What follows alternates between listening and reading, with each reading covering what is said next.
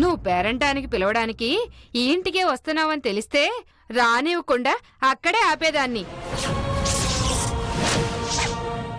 మేమేం పాపం చేశాం సుబ్బమ్మత్త? మమ్మల్ని సీమంతానికి పిలిస్తే తప్పేంటి? మీకు పెళ్లిళ్ళ 7 నెలలయ్యింది. ఒక్కళ్ళన్నా నీళ్ళొసుకున్నారా?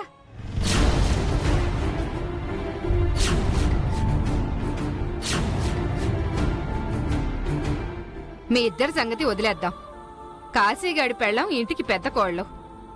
ఈ ఇంటికి వంశాంకురాన్ని ఇద్దామన్న ధ్యాస ఏ కోసానన్నా ఉందా?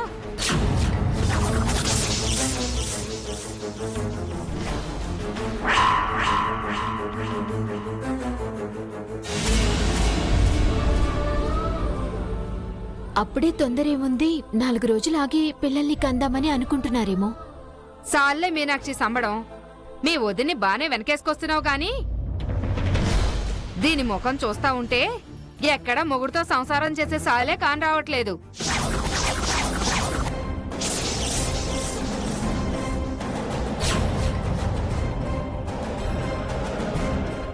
వీళ్ళిద్దరూ వేరు పక్కలేసుకుని పడుకుంటున్నారేమోనని నా అనుమానం.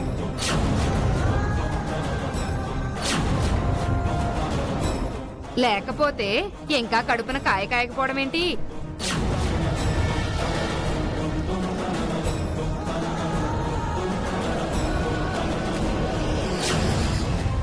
మర్యాదగా మాట్లాడు. మేమెలా ఉంటే నీకెందుకు? అబ్బో, ఈ ఇంటికి వంశాంకురాన్ని ఇవ్వడం చేత కాదు గాని రోషం మాత్రం పడుచుకొచ్చింది. కనేటప్పుడు వాళ్లే కంటారులే సుబ్బమ్మత్త. ఎందుకు మాట్లాడావు? నీ పనేది నువ్వు చూసుకో. చూసుకుంటాంలే మీనాక్షి. కానీ ఇది కాశీగాడి కిరాణా కొట్టు కాదు. కావాలనుకున్నప్పుడు డబ్బులిచ్చి సామాను కొనుక్కోడానికి. పిల్లల్ని కనాలంటే భాగ్యం ఉండాలి. ఇంకా 4 రోజులు ఇలానే ఉంటే కావాలన్న పిల్లలు కలగరు. అప్పుడు మీ వదిన గొడ్డుమూత్రాలు అవుతుంది.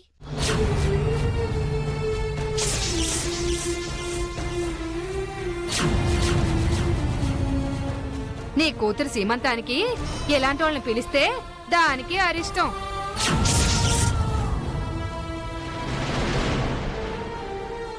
ఇంకా నయ్యం బొట్టు పెట్టి పిలవలేదు. ఇదిగో మీనాక్షి, అందరూ కలిసి ఒకే చోట ఉంటే ఎప్పటికీ పిల్లలు పుట్టరు. కొంచెం జంటలకి ఏకాంతం అవసరం.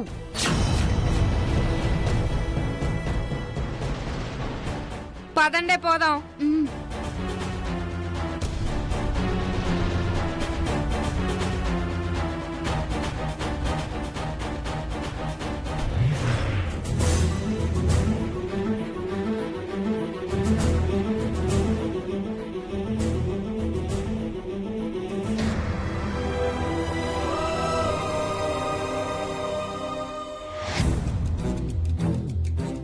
మళ్ళా నోటుకొచ్చినట్టు మాట్లాడుతుంటే మీరేంటి నోరు మెదపరు?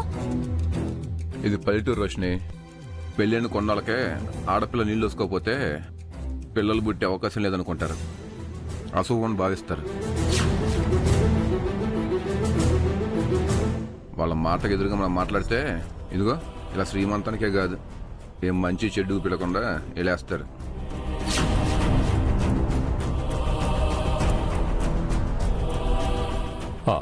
చూడు రోషిని, ఇంకా పిల్లలేరు అన్న వేళ్ల నోర్లు మూతపడాలి అంటే దీనికి పరిష్కార మార్గం నేను చెప్తాను.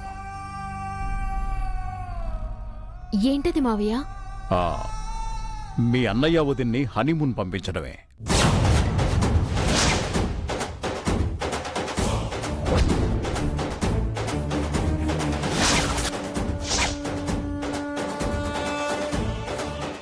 పది రోజులు వీళ్ళిద్దరూ ఏకాంతంగా గడిపితే నెల తిరిగేసరికి తిరిగి మా నాగభూషణం బావ ఈ ఇంట్లోకి తిరిగొస్తున్నాడన్న శుభవార్త చెప్తారు వాళ్ళు.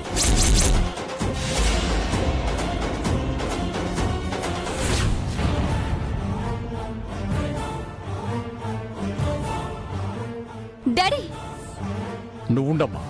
తాతయ్య కావాలని నాకు మాత్రం లేదా ఏంటి?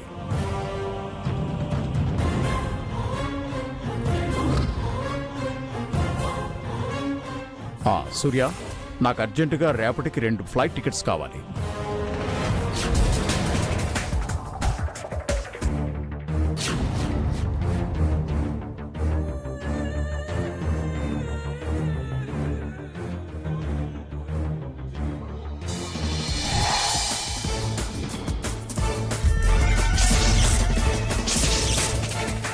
ఏంటి బేబీ ఇలా పక్కకు తీసుకొచ్చావు? పర్సనల్గా ఏమైనా మాట్లాడాలా? నేనెందుకు మిమ్మల్ని ఇలా పిలిచానో మీకు బాగా తెలుసు డాడీ. నన్ను అడగకుండా సడన్ గా హనీమూన్ ప్రోగ్రామ్ ఎందుకు ఫిక్స్ చేశారో? నువ్వు బాగుండాలని నీకు సంబంధించిన చాలా విషయాల్లో నీ పర్మిషన్ లేకుండానే నేను నిర్ణయం తీసుకున్నాను. ఇది కూడా అంతే. అప్పుడు తండ్రిగా మీ కూతురి సంతోషం కోసం అవన్నీ చేశారు, కానీ ఇప్పుడు నీ జీవితం బాగుండాలని హనీమూన్ టికెట్లు వేశాను. ఇప్పుడు చుట్టుపక్కల వాళ్ళు మాత్రమే నీ కాపురం గురించి తప్పుగా మాట్లాడుతున్నారు. రేపు ఊరంతా కలిసి మన బరువు పోయేలా మాట్లాడతారు. అది కాదు డాడీ. ఇంకా నువ్వు నాకేం చెప్పాలని చూడకు బేబీ. నీ గురించి నాకు బాగా తెలుసు. కార్తీక్ని ఇంకా మనసులో పెట్టుకొని కాశీని దూరం పెడుతున్నావని నాకు అర్థమైంది. నీ ప్రవర్తన నిన్న గుళ్ళో కూడా గమనించాను. మీనాక్షితో కార్తీక్ సంతోషంగా ఉన్నాడు. నువ్వు కూడా నీ భర్తతో అలాగే ఉండాలి. ఇప్పుడు నిన్ను గారాబం చేసిన తండ్రిగా సర్ది చెప్తున్నాను. కాదని పిచ్చి వేషాలేస్తే భానుమూర్తిగా నేను చేసేది చేయాల్సి ఉంటుంది. అది మంచిది కాదని నీకు బాగా తెలుసు. నువ్వు హనీమూన్కి వెళ్తున్నావు, అంతే.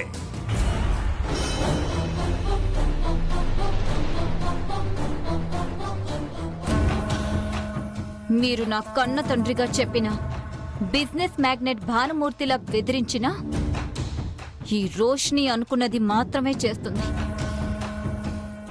మీ హనీమూన్ ప్లాన్ ని ఎలా క్యాన్సిల్ చేస్తానో చూడండి.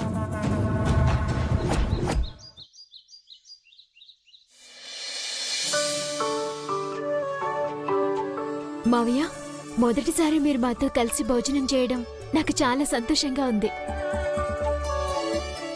కాకపోతే మీరు కింద కూర్చొని తినాల్సి వస్తుంది. మీకు ఇబ్బందిగా ఉందేమో. అంతులేని ఐశ్వర్యం చూసుకుని విడిసిపడ్డాని కాని వెలకట్టలేని ఈ ప్రేమాభిమానాలు దూరం చేసుకుని ఎంత తప్పు చేశానో ఇప్పుడిప్పుడే నాకు అర్థమవుతోంది మీనాక్షి. డైనింగ్ టేబుల్ మీద కూర్చుని తింటే కడుపు నిండుతుందేమో కాని ఇలాంటి ఆప్యాయతల మధ్య తింటే తృప్తిగా మనసు నిండుతుంది.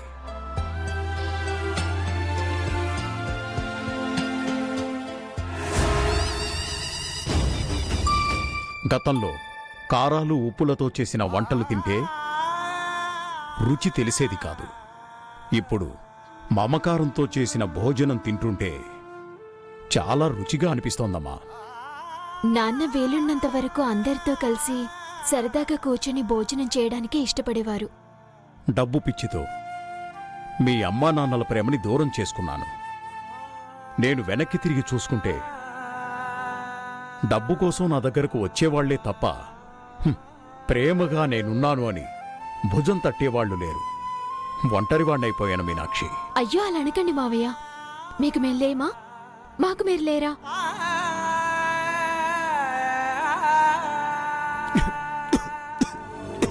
అయ్యో, మంచిలు తాగండి. ఏమండి?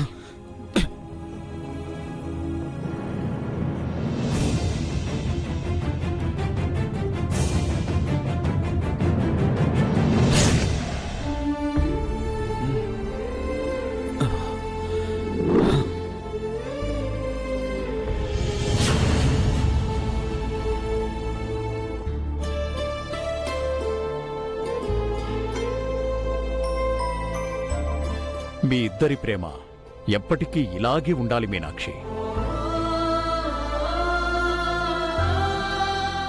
కొంతమందికి కళ్ళు కుట్టి దిష్టి పెడతారేమో. జాగ్రత్తగా ఉండండి. ఈయన నా పక్కనున్నంత వరకు ఏ దుష్ట శక్తి మమ్మల్ని ఏం చేయలేదు మావయ్య. నా భర్తతోడే నాకు కొండంత అండ.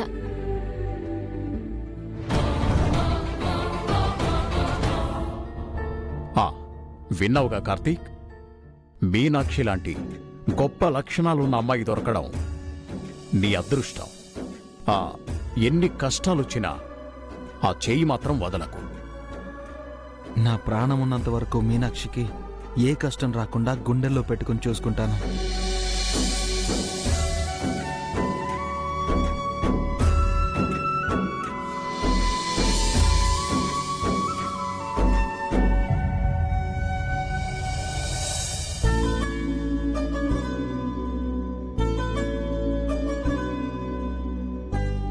భార్యాభర్తల నిజమైన ప్రేమ అనేది నలుగురి మధ్యలో ఎక్కువగా కాదు కార్తీక్. గదిలో వాళ్ళిద్దరూ మాత్రమే ఉన్నప్పుడు వ్యక్తపరిచేదే అసలైన ప్రేమ.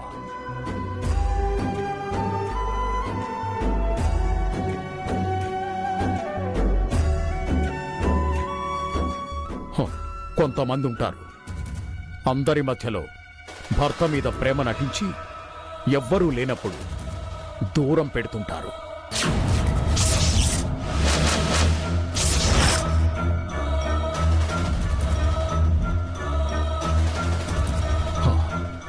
అలాంటి ఆడవాళ్ల వల్ల ఆడ పుట్టుకకి, పెళ్లి అనే సాంప్రదాయానికి ద్రోహం జరిగినట్టే.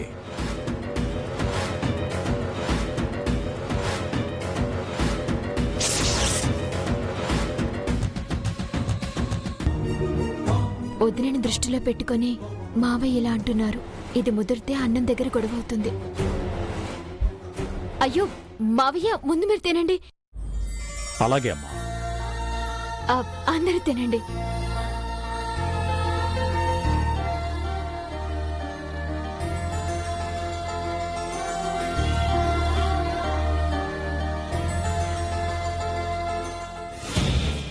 నన్నే టార్గెట్ చేసి ఇండైరెక్ట్ గా మాట్లాడినారని నాకు తెలుసు డాడీ.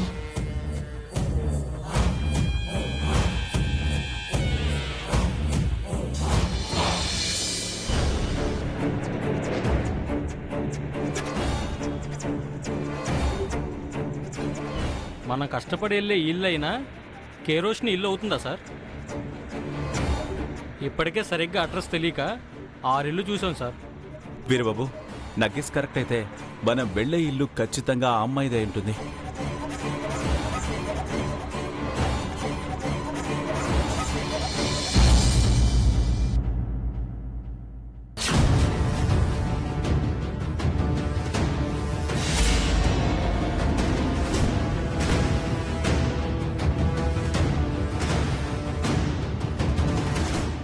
ఎవరు కావాలి బాబు?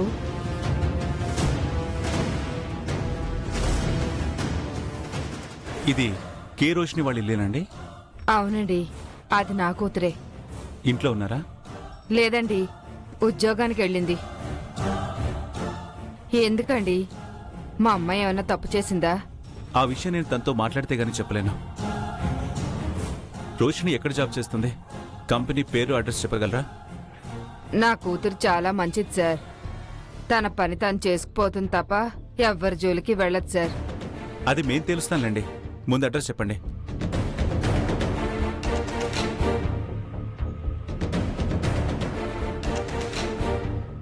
రోషిని నిజంగా ఏ తప్పు చేయకపోతే మీరేం భయపడాల్సిన అవసరం లేదు. ధైర్యంగా ఉండండి.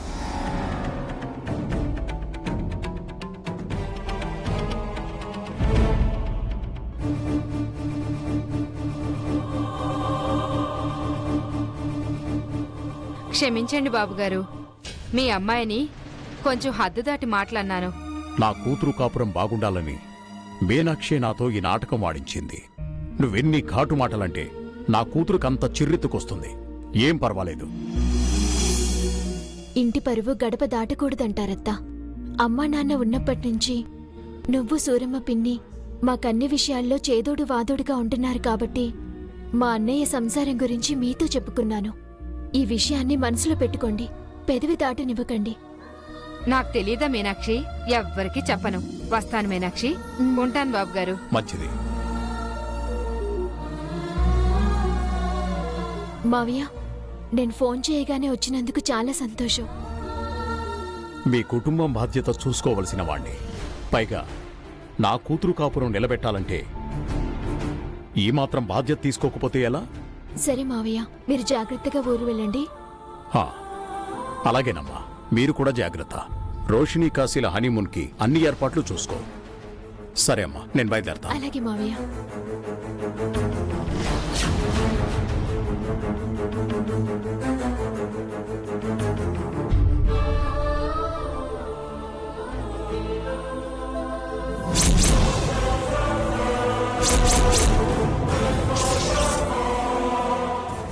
అమ్మ మీనాక్షి, నన్ను హనీమూన్ పంపించడానికి మా డాడీని అడ్డం పెట్టుకుని ఎంత పెద్ద స్కెచ్ చేసావే. నీ ప్లాన్ తిప్పికొట్టి నేను ప్రోగ్రామ్ ఎలా క్యాన్సిల్ చేస్తానో చూస్తూ ఉండు.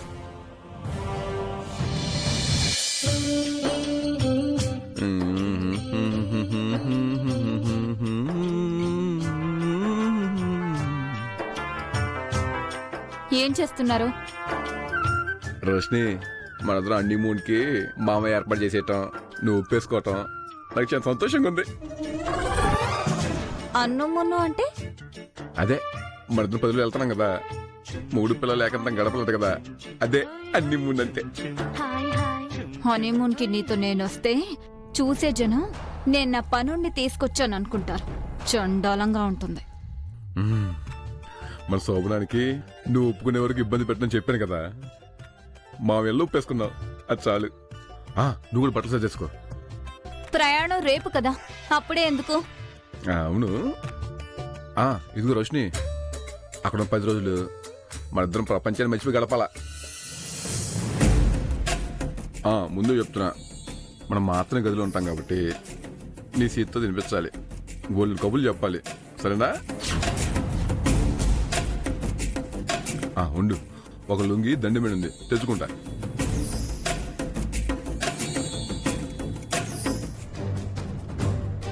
వీడితో హనీమూన్ అన్న పదం తలుచుకుంటేనే ఒళ్ళంతా కంపరంగా ఉంది.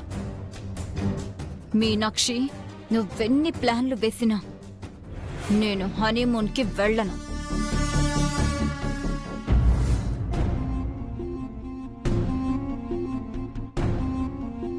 కానీ నా కూతురు నిన్ను ప్రశాంతంగా ఉండనివ్వదు.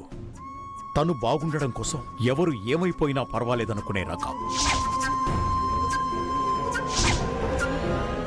మీ అన్నయ్య వదిన్ని హనీమూన్ పంపించడమే.